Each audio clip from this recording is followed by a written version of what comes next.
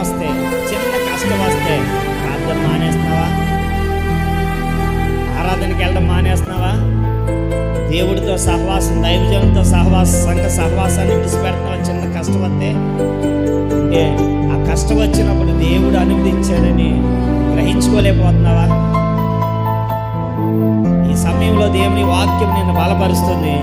కాబట్టి యోబు అంటాడు 19:17, నా ఊపిరి నా భార్య కాపడ్డాను, నా తోబుట్టువులందరూ కూడా వెళ్ళిపోయారు. దేవుడే అనుమతించాడు, అన్నింటినీ కూడా అనుమతించాడు. చూడండి, దేవుడే అనుమతిస్తే హృదయపూర్వకంగా అంగీకరించాడు. దేవుడు దూషించలేదు, తన యథార్థ ప్రవర్తన విడిచిపెట్టలేదు, దేవుని యొక్క భయభక్తులు విడిచిపెట్టలేదు. యోబు అనే పేరుకి అర్థం ఏంటని నేను చూశాను. పేర్లు కలిగిన